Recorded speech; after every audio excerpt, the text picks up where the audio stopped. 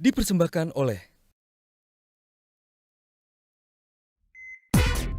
Kemarin saya telah menyampaikan ada 2 pasien yang sudah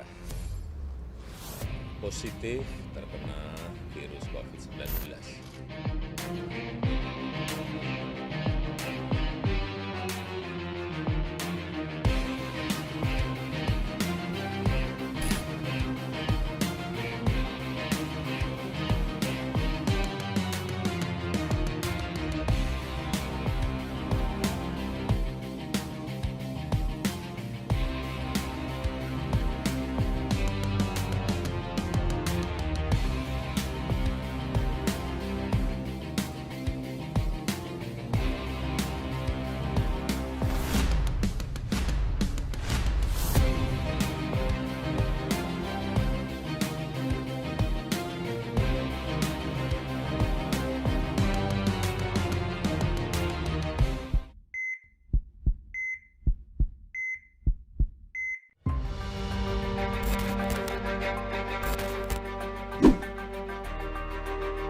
Tahun persis pandemi COVID-19 melanda Indonesia.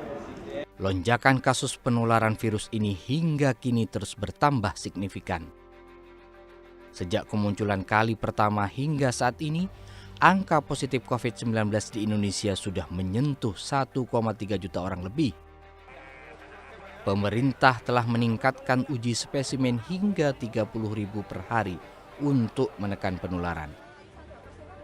Kebijakan ekstrim, yakni pemberlakuan pembatasan kegiatan masyarakat atau PPKM di Jawa Bali yang diterapkan sejak 11 Januari masih belum mampu menahan laju lonjakan kasus. Kabar baiknya adalah jumlah angka kesembuhan yang terus mengalami peningkatan. Namun, kabar buruknya jumlah angka kematian pun mengalami lonjakan. Mirisnya lagi, Indonesia masuk daftar 10 besar negara dengan jumlah kasus mingguan virus corona baru tertinggi di dunia.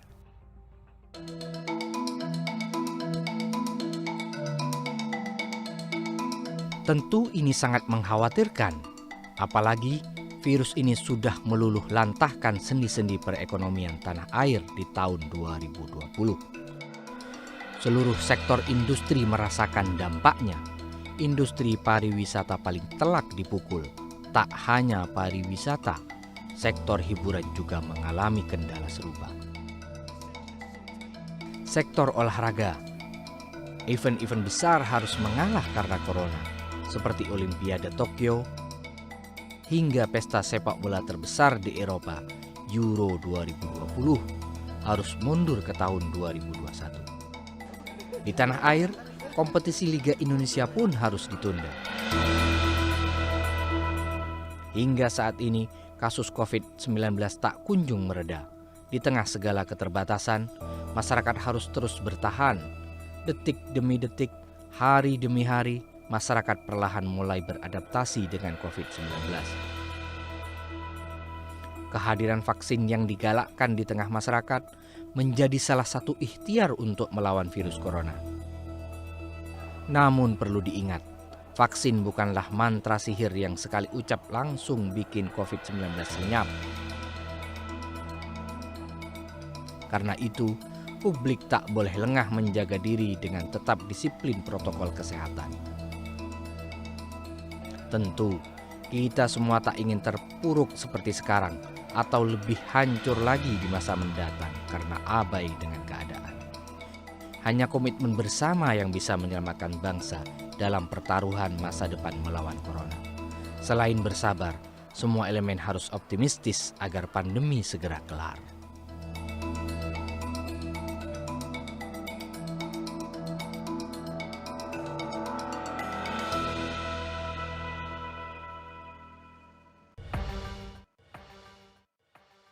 Halo, apa kabar Sobat Medcom? Ketemu lagi kita di Newsmaker Medcom.id. Salam sehat selalu untuk kita semua, tetap semangat, tetap jaga protokol kesehatan. Hari ini sengaja kami hadirkan secara khusus Newsmaker, kami siarkan secara langsung live dari Newsroom Medcom.id. Saya Indra Maulana, karena hari ini tepat di tanggal 2 Maret 2021 adalah 1 tahun pandemi COVID-19 masuk ke tanah air dengan diumumkannya 2 kasus positif pertama oleh Presiden Joko Widodo setahun yang lalu. Nah, bagaimana Republik ini, mulai dari pemerintah hingga masyarakatnya bersama-sama menanggulangi, berjuang, bahkan beradaptasi dengan kenormalan baru, kita akan ulas dalam refleksi setahun pandemi. Sudah setahun, kapan imun? Selain catatan redaksi Medcom yang nanti akan disampaikan oleh para redaktur Medcom, kami juga akan mengulas bersama Profesor Amin Subandrio, Kepala Lembaga Eijkman. Selamat siang. Assalamualaikum Prof. Amin. Warahmatullahi wabarakatuh. Selamat siang, selamat sehat semuanya. Halo Prof. Amin, selamat siang. Halo, selamat siang. Oke. Baik, terima kasih atas waktunya Prof. Amin ya. Kemudian ada Dr. Daeng M. Fakih, Ketua Umum Ikatan Dokter Indonesia atau IDI. Selamat siang, Dr. Daeng. Selamat siang, Pak Indra. Selamat siang. Baik, terima kasih ya untuk waktunya Dr. Daeng. Lalu kemudian ada Pak Heri Trianto, Ketua Bidang Komunikasi Publik Satgas Penanganan COVID-19. Selamat siang, Pak Heri. Oke, kami menunggu Pak Heri Trianto untuk bergabung via Zoom ya. Lalu ada CEO Meditru, Bagus Mulyo Anggoro. Mas Bagus, selamat siang. Selamat siang, salam sehat. Oke, baik. Ya, lalu kemudian ada bersama saya di newsroom medcom.id, Managing Editor medcom.id, Wandi Yusuf. Mas Wandi, selamat siang, salam sehat. Selamat siang Mas Indra, Tetap salam semangat sehat. Ya. Oke, Alhamdulillah. baik, kita akan lihat catatan redaksi kita juga nanti selama setahun pandemi COVID, apa yang perlu menjadi evaluasi penting dan kemudian agak ke depan kita bersama-sama bisa segera keluar dari pandemi COVID-19 ini. Saya mulai mungkin dari Prof. Amin Subandrio terlebih dahulu. Prof. Amin mungkin bisa memberikan catatan khusus dulu perjalanan bagaimana Republik ini melihat secara pertama kali kasus positif ini masuk sampai setahun perjalanan pandemi COVID ini terjadi di tanah air. Saya ingat betul ketika pertama kali apakah ada kasus COVID-19 atau tidak di tanah air setahun yang lalu. Saya juga sempat membahasnya kalau tidak salah dengan Prof. Amin ya di forum crosscheck medcom.id. Saat itu kita beri judul Kita Imun atau Melamun. Ternyata beberapa waktu kemudian muncullah kasus pertama dan diumumkan oleh Presiden Joko Widodo. Nah, catatan Prof. Amin sendiri seperti apa sampai setahun ini, Prof. Amin? Ya, terima kasih.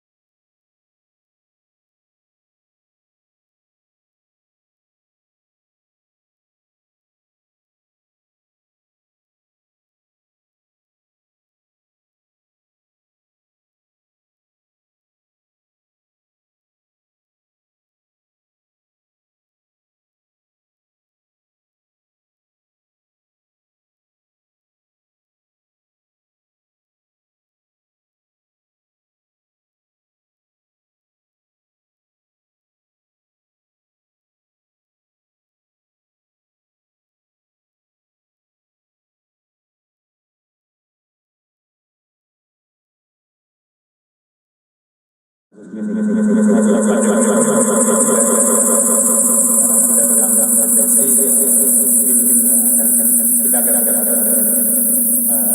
potensi yang besar.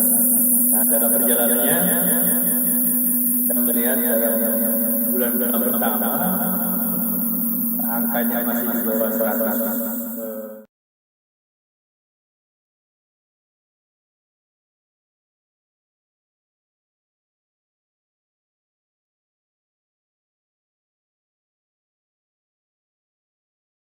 Ke 200.000 itu betul. Lebih pendek gitu seterusnya. Nah, tapi itu juga di sisi lain ada kemungkinan yaitu salah satu hipotesis juga, mungkin karena kemampuan deteksi juga menjadi lebih baik, sehingga lebih banyak kasus yang bisa dideteksi sehingga jumlah kasus meningkat tajam. Tapi kita lihat dari hari ke hari, dari 200 ke 300 sampai akhirnya sampai ke 1 juta ini dalam kurang lebih 1 tahun. Jadi kita lihat pertambahannya kurang lebih kalau dirata-ratakan, itu kan 100.000 per bulan ya, bahkan lebih. Ada yang bilang bahwa ya untuk ukuran Indonesia yang negaranya besar dengan penduduk 260 juta, prediksi kenaikan jumlah itu sesuai lah gitu. Tapi sebetulnya buat kami, terutama ya saya lebih banyak di bidang ya mikrobiologi, pencegahan infeksi, itu pertambahan 1 kasus pun itu sudah memiliki arti, karena kita tahu satu kasus itu bisa menularkan kepada 3-4 orang lainnya. Ya, jadi kita lihat 1 kasus itu bisa berujung pada puluhan atau ratusan